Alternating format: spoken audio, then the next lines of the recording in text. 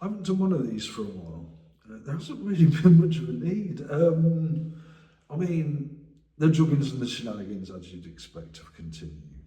Uh, but if they were boring before, they're even more so now. It's just like, if I was to keep doing doing videos on the type of stuff that goes on here, it would really just be what I say about these people. The old gags are the best, that they keep coming out with the same old gags. Um, for me to do that, I'd rather not do that. I'd rather try and keep these things fairly interesting. It does help when things like the shenanigans and the druggings get boring. Um, there are benefits to that. But yeah, it's. I don't know what they're actually trying to achieve. Conformity, order, engineering a sense of conformity, to give some sense of a sense of order. Because of things they concocted that fell flat, like the public fucking, for example. But yeah, really, now I'm being really heavily drugged up.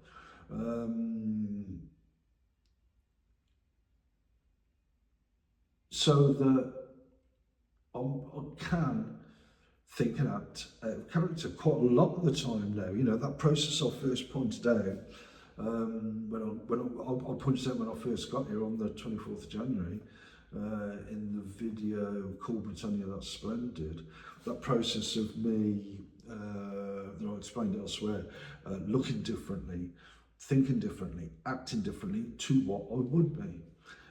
That sort of escalated with the druggings and the shenanigans and so on and so forth. I'll be aware all the time to the druggings, to the shenanigans and so on and so forth, and work around that. There may be a rationale behind that I can't see, maybe not, I don't know, but it probably is around trying to say, we are the ones in control, you will do this, you will do that, and so on, but sort of characterised in a different way, so that may be. Yeah, but it does seem to like diminish many of the healthy, the worthwhile is probably better term than healthy, the worthwhile and useful approaches that I've developed. For example, the acuteness, the sharpness of my thinking, the benefits of my humour, which I wouldn't characterise as laughter is the best medicine, because that would imply that I'm ill, and no way. But even though it would be easy to characterise me in that way, I suppose. My sense of humour, which is really useful and helpful, pretty much gone in many ways, especially in when I find stuff hilarious, stuff that I do and stuff. That's effectively gone.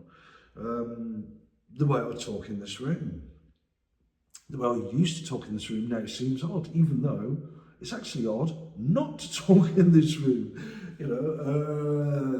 The fact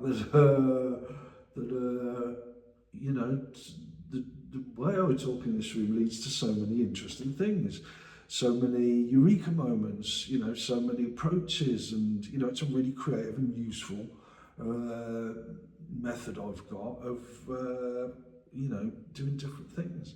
But yeah, that one too, and it does really seem to be like some sort of rigid requirement of the powers that be to impose this conformity and bring about a sense of order when that's it. That's quite an important point. The fact that it's more natural for me to talk in this room than it is not to. It's more natural for me not to talk with the people out there than it is natural, because they're really,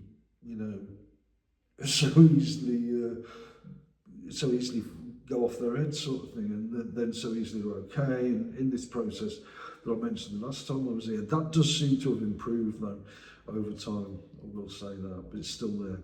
Um, but yeah, yeah. So what are they trying to achieve? Is it, and should I be concerned? Well, really only in relation, like I've said before, in the power they can exert over me. Um, you know what? I do look to things like the progress that I've made. You know, progress that I made before I even came here. It did take me time to acclimatise to this place. But I think of the progress I made before I even got here, which was pretty much everything that I could have hoped for, despite the fact that they did bring me into it, in here, when they shouldn't have. But there was an impasse, and so, you know, I suppose something had to happen, but I don't think that was the wisest move, but well, we so, I don't know. But yeah, but you know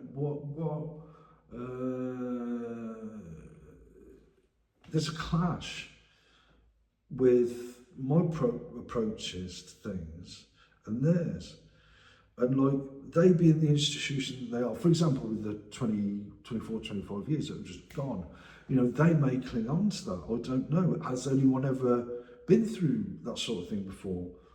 I don't know, and I doubt it. But what seems to have taken place with the druggings, with the shenanigans, with the way the frontline staff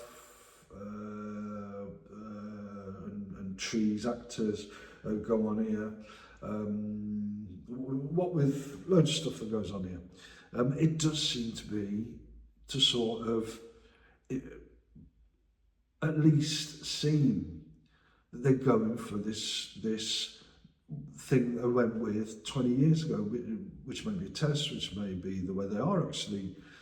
They do actually think that's more beneficial to not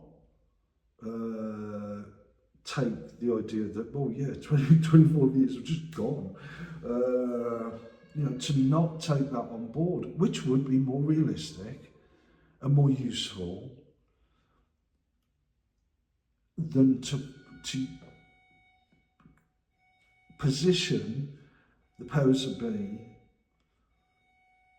in other ways that don't take that into account, but because they think that's for the best, which I'd argue it's not, they go with it. What say do I have in that? Effectively, none.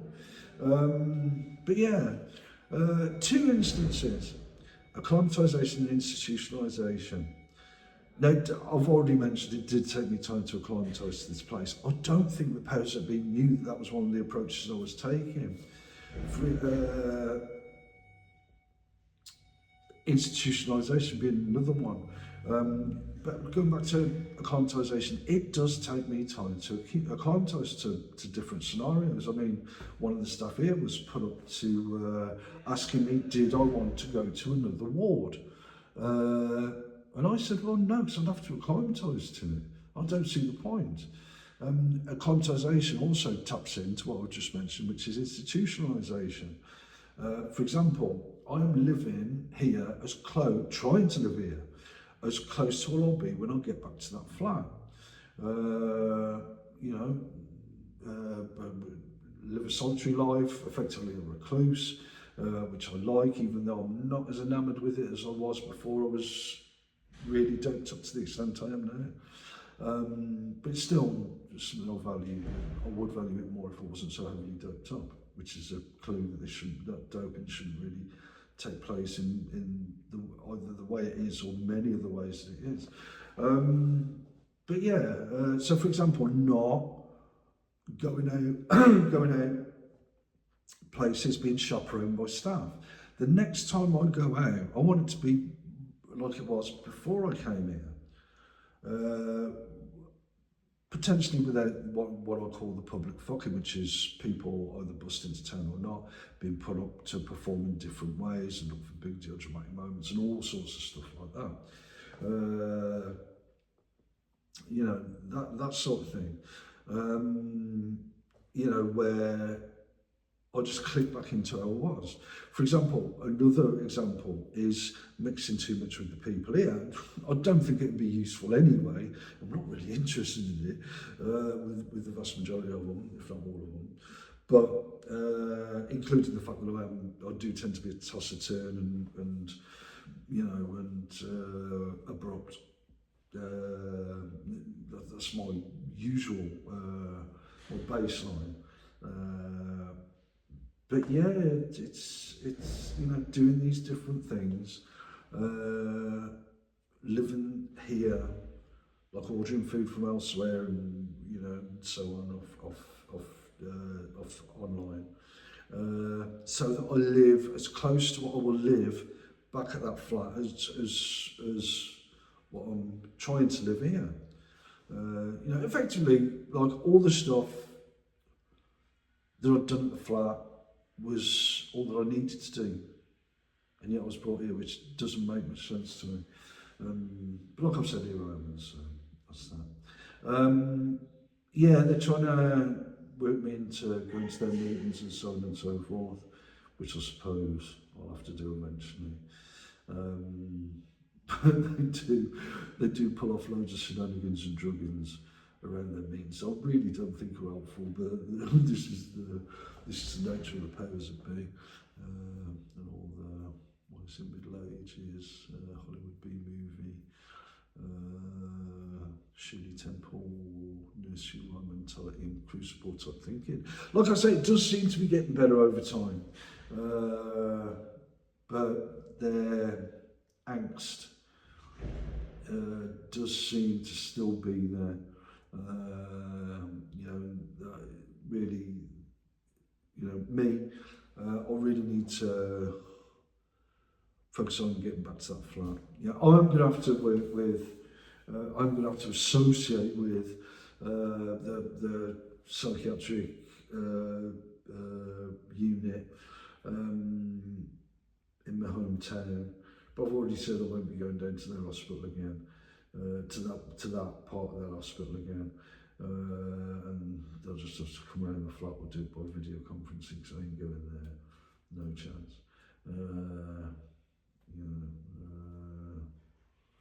Not for me. But yeah, that's about that really. Yeah, I've enjoyed it. You know, that's been part and parcel, reading stuff. And yeah, the shenanigans of fewer than they were.